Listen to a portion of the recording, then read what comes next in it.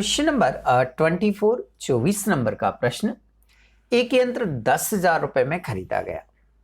यदि इस पर स्थायी किस्त पद्धति एवं घटती किस्त पद्धति दोनों के 10% की दर से हास्य अपलिखित किया जाता है तो 3 वर्ष का यंत्र खाते का शेष क्या होगा? सूचीबद्ध खाते दिखलाइए। सूचीबद्ध को अंडरलाइन कर लें। A machinery is purchased for 10,000 rupees. What would be the balance in the machinery account after 3 years? If it were a depreciation charged at the rate of 10% by both fixed installment method and diminishing balance method, show by means of tabular ledger account. Tabular word को underline कर लें। Yes, question read करने के बाद आइए इसे अब हम सॉल्व करते हैं। देखिए क्वेश्चन में उसने क्लियर लिखा हुआ है एक यंत्र 10,000 रुपए में क्रय किया गया। ठीक है, इस पर हमें दोनों मेथड से, स्थायी किस्त पद्धति से और घटती किस्त पद्धति से, दोनों मेथड से हमें क्या लगाकर बताना है? डेप्रीशिएशन लगाना है।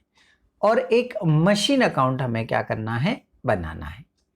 हाँ, अलग अलग नहीं करना है, एक ही पेज पर एक ही टेबल में मुझे फिक्स इंस्टॉलमेंट मेथड से भी सवाल करना है और रिड्यूसिंग बैलेंस मेथड से ही सवाल करना है। अलग अलग पेज में नहीं करना, एक ही पेज पर दोनों मेथड से करना है। देखो क्वेश्चन में लिख कर भी दिया है कि सूचीबद्ध अकाउंट्स बनाइए, टैबुलर लेजर बनाइए, ऐसा लिखा उसने। ठीक है भाई, अब ये कैसे बनाया जाएगा? तो चलिए हम पहले इसके कॉलम देख लेते हैं, फिर इसको बनाना स्टार्ट करते हैं। देखिए डेबिट साइड में पहले मशीनरी अकाउंट लिखा हमने, है ना। डेबिट साइड में हम लिखेंगे date, particular and amount, date particular amount. ठीक है, ऐसे ही हम क्रेडिट साइड में डेट, पर्टिकुलर और अमाउंट, ये कॉलम तो हमारे होते ही होते हैं। अब हमें करना इतना सा चेंज है कि ये जो अमाउंट का कॉलम है ना, इसमें अमाउंट एक ना रखते हुए हमें कितने अमाउंट के कॉलम बनाने हैं? 2 अमाउंट्स के कॉलम बनाने हैं। कितने अमाउंट्स के कॉलम बनाने हैं? हमें 2 अमाउंट्स के कॉलम बनाने हैं। तो एक अमाउंट के कॉलम को जो है वो हमने नाम दे दिया फिक्स्ड इंस्टॉलमेंट मेथड, जिसको शॉर्ट में हमने फिक्स्ड लिख दिया। और दूसरा जो अच्छा, ऐसे कैसे हम क्रेडिट में भी क्या करेंगे? फिक्स्ड लिख देंगे। ठीक है, पहले हम एक काम करते हैं, फिक्स्ड इंस्टॉलमेंट मेथड से क्वेश्चन को सॉल्व कर देते हैं, फिर हम रिड्यूसिंग बैलेंस मेथड पर आएंगे। ठीक है भाई, अब सबसे पहले हमने देखा क्वेश्चन में तो 10,000 रुपीज की एक मशीन खरीदी है, और वो कहाँ लिखते हैं हम? डेबिट साइड में। तो ये लिख दिया हमने टू कैश 10,000 रुपीज। अभी हम काहे से सवाल कर रहे हैं? फिक्स्ड इंस्टॉलमेंट मेथड से। तो बस हम इस कॉलम में और इस कॉलम में अमाउंट लिखेंगे, ये सेकेंड कॉलम पर अभी हम डिस्कस नहीं करेंगे। ये लिखा हमने टू कैश 10,000। ओके, क्वेश्चन में और कुछ भी नहीं है, 3 वर्ष का हमें मशीन अकाउंट बनाना है। डेप्रिसिएशन का रेट तो देख लो भाई कितना है? 10%। डेप्रिसिएशन का रेट कितना दिया है? 10%। तो 10,000 का 10% डेप्रिसिएशन लगाएंगे। और डेप्रिसिएशन कहाँ लगाते हैं हम? क्रेडिट साइड में 31 दिसंबर को। तो ये फर्स्ट ईयर लिखा 31 दिसंबर बाय डेप्रिसिएशन। 10,000 का 10%, 10% मतलब लास्ट का एक वैल्यू हटा दीजिए, तो ये 1,000 आ रहा है। ये 1,000 यहाँ डेप्रिसिएशन के रूप में हम क्या करेंगे? लिख देंगे। डेप्रिसिएशन के बाद क्या निकाला जाता है? बोले सर याद है हमें, बैलेंस निकाला जाता है सर। ओके, सेम डेट पर यहाँ लिखेंगे बाय बैलेंस CD। कैसे निकालते हैं इसका अमाउंट? ये 1,000 10,000 में से लेस कर देंगे। तो 10,000 में से 1,000 लेस करेंगे तो यहाँ कितना आ जाएगा आपका? 9,000। बैलेंस CD निकाल लिया ना, तो हमारा 1 ईयर क्या हो गया? कंप्लीट। इस साइड की टोटल लगाएंगे, कितना हुआ? 10,000। इस साइड की टोटल लगाएंगे, कितना आएगा 10,000। ये 1 ईयर पूरा हमारा क्या हो गया, कंप्लीट हो गया। फिर इस बैलेंस को सेकेंड ईयर में ट्रांसफर कर देंगे। तो ये सेकेंड ईयर 1 जनवरी टू बैलेंस पीडी कितना है 9,000, तो 9,000 लिख दिया हमने। ओके भाई बैलेंस सीडी 9,000 है तो यहाँ बैलेंस पीडी 9,000 हो जाएगा। फिर मुझे 31 दिसंबर को डेप्रिसिएशन लगाना है, तो सेकेंड ईयर 31 दिसंबर बाय डेप्रिसिएशन। कौन सी मेथड से कर रहे हैं, फिक्स से। और फिक्स का रूल क्या होता है कि जो पहले साल लगाया, जो पहले साल फिक्स किया वही दूसरे साल भी लगेगा। तो पहले साल कितना लगाया हमने 1,000, तो सेकेंड ईयर में भी कितना लगेगा 1,000, ये लगा दिया हमने। डेप के बाद क्या निकालना हमें, बैलेंस सीडी, इधर ही निकालते हैं ना, क्रेडिट में निकालते हैं, तो ये बाय बैलेंस सीडी। ये 1,000 9,000 में से क्या करेंगे हम, लेस, तो 9,000 माइनस 1,000 इज इक्वल कितना आया 8,000, ये लिख दिया हमने। ठीक है, टोटल लगाएंगे, डेबिट की टोटल कितनी है 9,000, क्रेडिट की भी टोटल 9,000। इस बैलेंस को यहाँ थर्ड ईयर में ट्रांसफर कर देंगे हम, तो थर्ड ईयर जनवरी 1 to balance PD 8,000। Okay, third year में फिर डेप्रिसिएशन लगाना में, तो थर्ड ईयर 31 दिसंबर बाय डेप्रिसिएशन अकाउंट कितना फिक्स है 1,000 1,000, तो थर्ड ईयर में भी कितना लगेगा 1,000 लगेगा। फिर हमें इसका बैलेंस निकालना है बाय बैलेंस सीडी।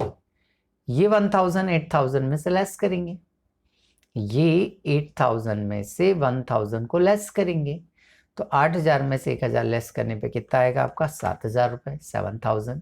ये बैलेंस सीडी हो गया। टोटल लगाएंगे तो डेबिट की टोटल 8,000 और क्रेडिट की टोटल भी 8,000। बैलेंस को नेक्स्ट ईयर में मतलब फोर्थ ईयर में ट्रांसफर भी करेंगे हम। ठीक है भाई, ये फोर्थ ईयर जनवरी 1 टू बैलेंस पीडी कितना अमाउंट है 7,000, तो ट्रांसफर भी कितना हो जाएगा 7,000 हो जाएगा। ओके, ये हमारा क्या कंप्लीट हुआ, फिक्स्ड इंस्टॉलमेंट मेथड से कंप्लीट हुआ। ठीक है भाई, अब फिक्स्ड इंस्टॉलमेंट मेथड कंप्लीट करने के बाद हमें इस सवाल को देखो, क्वेश्चन में रीड करो, क्या घटती किस्त पद्धति से भी उसने अकाउंट बनाने को बोला है, बोले हाँ सर। डिमिनिशिंग बैलेंस मेथड से भी उसने अकाउंट्स बनाने को बोला है, अलग से नहीं बनाना है, इसी टेबल में इसी मशीनरी अकाउंट में हमें डिमिनिशिंग बैलेंस मेथड घटती किस्त पद्धति से करना है। तो चलिए पहले कॉलम को नाम दे दें हम, तो कॉलम को नाम दे रहे हैं भाई हम रिड्यूसिंग बैलेंस मेथड या डिमिनिशिंग बैलेंस मेथड। क्रेडिट में भी हमने एक कॉलम बना लिया, रिड्यूसिंग बैलेंस मेथड या डिमिनिशिंग बैलेंस मेथड। देखिए परचेस की एंट्री तो है यहाँ पर, टू कैश करके परचेस तो है ही, तो हम रिड्यूसिंग में भी लिख लेते हैं, कितना 10,000। ओके, 31 दिसंबर को हमें डेप्रिसिएशन लगाना, वही 10% लगाना हमें, वही 10% लगाना हमें, तो ये लिख दिया हमने अच्छा 10,000 का 10%, 10,000 का 10%, तो 10,000 का 10% तो 1,000 ही आना है।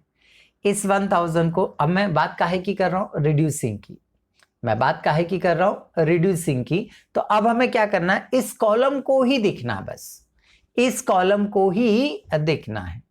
तो चलिए बस इस कॉलम को ध्यान देंगे। अब हम 10,000 में से 1,000 लेस करेंगे, 10,000 में से 1,000 लेस करेंगे तो बैलेंस आ जाएगा इसका 9,000।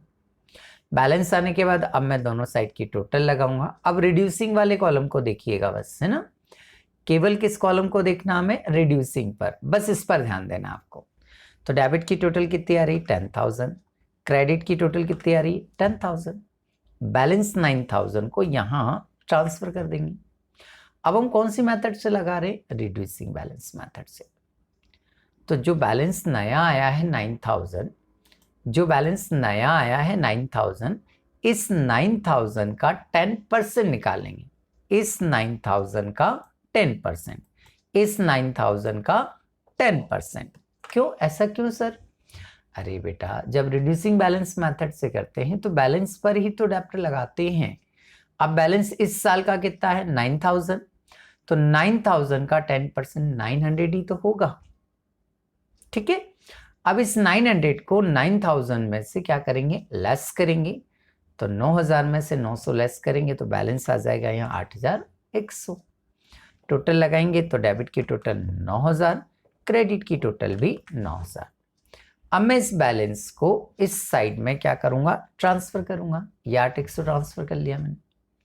अब इस साल फिर डेप्रिसिएशन लगाना है, रिड्यूसिंग में देखिएगा, रिड्यूसिंग में देखिएगा, है ना बस। तो 8,100 8,100 का 10%, 810 810 रुपए आ रहा है, 810 810 रुपए आ रहा है। तो ये 810 उठाकर मैंने यहां लिख दिया बाय डेप्रिसिएशन 810। 810 को 8,100 में से 810 को 8,100 में से लेस करेंगे तो यह आ जाएगा आपका 7,290 रुपए। टोटल दोनों साइड के लगाएंगे 8,100, कितना आएगा 8,100, और यहाँ भी टोटल कितना आ जाएगा आपका 8,100 रुपए। ठीक है, बैलेंस को क्या करेंगे हम, ट्रांसफर कर देंगे। तो ये ट्रांसफर कर दिया हमने। तो इस तरह से हमें क्या करना था, दोनों मेथड से, फिक्स से भी सवाल करना था और डिमिनिशिंग बैलेंस मेथड से भी सवाल को करना था। तो जब वो एक कॉलम में बनाने को बोले तो कुछ इस तरह से हमें अकाउंट्स को क्या करना है, बनाना है। तो ये क्वेश्चन आपका यहाँ पर कंप्लीट हो जाता है।